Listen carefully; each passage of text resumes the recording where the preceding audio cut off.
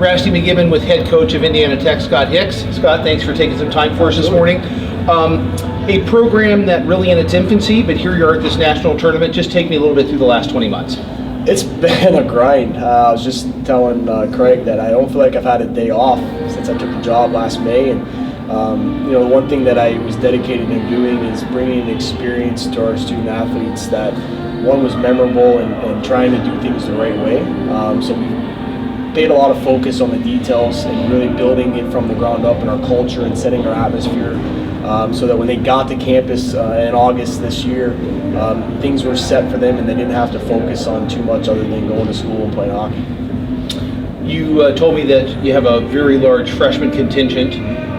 What has the national experience and what has the potential of coming to nationals meant for your team? It's huge. It's something that they set their sights on from day one. We have goal-setting meetings with everybody, and this was a goal that they wanted to shoot for. And being a first-year program, having 17 freshmen that are all strong students. I mean, our team GPA was 3.34, so they're not just hockey players. They're high academic kids, and so they are able to balance schoolwork and hockey extremely well. But this was something that they wanted to really shoot for, and they put the effort in on and off the ice to get here, and it's something that's lived up to every expectation that they've had.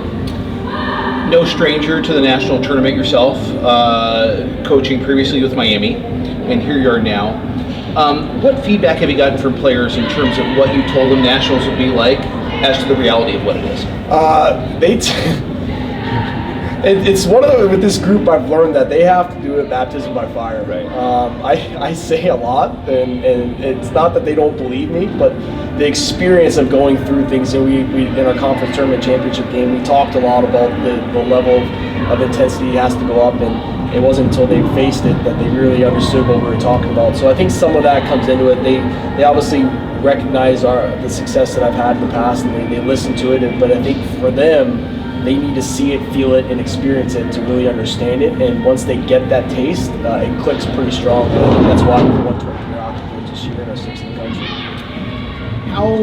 How special is it for you to be here basically in your infancy, but with the prospect of that many freshmen carrying this on for next year? It's huge. It's what we really wanted to build here. And I built the program from Miami from scratch as well. And I told everyone through the recruiting process, I've learned what not to do more so than what to do. Sure. And so not repeating our mistakes. And I think taking some of those things and bringing it over and giving these kids the tools and the details that matter, that make them understand how to be successful human beings, not just hockey players. I think the hockey is a great sport to grow as a person. These 4 years are huge for them. And to see them go through as much as they had this year, learn, grow as humans and hockey players, it only makes our future that much brighter. And the recruiting class we have coming in next year is in good hands, and there's a great foundation for them to come in and be successful as well and kind of build on what we put together this year. You speak a little bit about tools as people. Obviously with that many freshmen, you have the potential to impact them for another 3 years. What are some things if someone, were looking into the future, 4 years in your program, and then, coming in as a girl and leaving as a young woman, what are some things that you would want them to say, I took this away from the program and Scott helped me learn this? So I'm a big believer in routines. And so what we really try to do is teach them how to be adults and how to routine so that when you leave here, you're successful and you can balance work and life. Hockey shouldn't be a job, and so we talk to these kids a lot about you got to have free time, you got to be able to digest life and get involved in things that you're passionate about. And so the way we set our schedule and work with them on setting routines so that they can balance their schoolwork, their hockey, their personal life and social life, I think all that's important. But right now it's about legacy for these kids. Come here, have the imprint that you leave in 4 years of I helped build this, and in 10 years you come back and all this now is because we put the building blocks in place. And our administration has been phenomenal. Our AD and president are here. They give us a ton of resources and support to allow our student athletes to not have to stress about life. And I think there's going to be enough stresses when they leave here.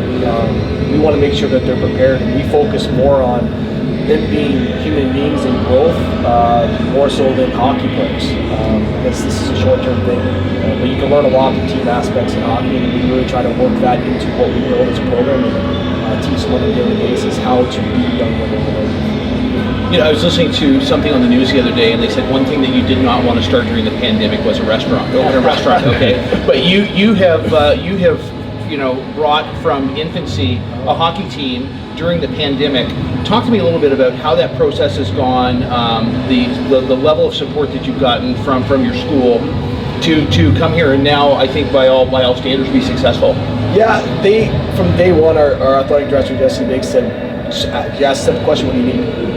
We had a candid conversation. I was honest with her. This is what it's going to take. They were behind me 100%, gave me the resources to go out and recruit. But more or less, we try to focus on finding the right people to fit our culture.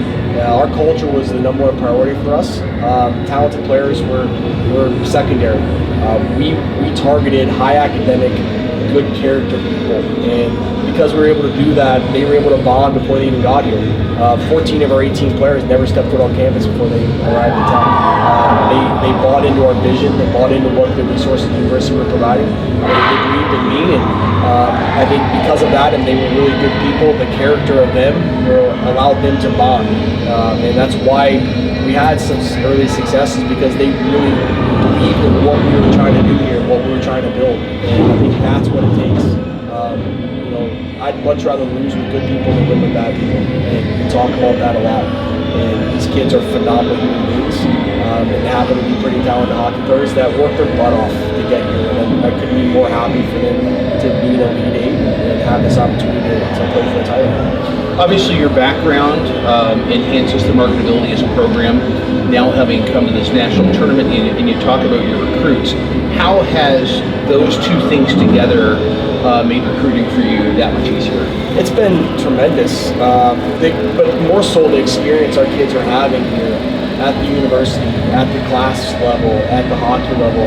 You know, this world is pretty small, even though it's so big, and people talk.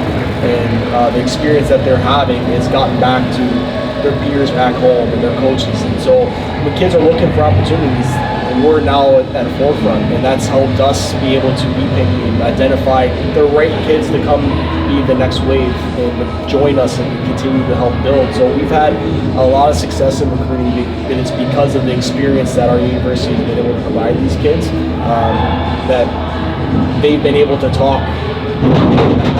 Listen, if you come here, you're going to get first class experience on and off the ice, and I think that's been huge for us to go out and market ourselves and talk to kids and pretty much sell what we're putting together here and allow them to get excited about it. Well, congratulations on, first of all, being at the national tournament, and best of luck today in punching your ticket into the semifinals. Thanks. Scott Hicks, coach of Indiana Tech. Scott, thank you. Thanks, sir.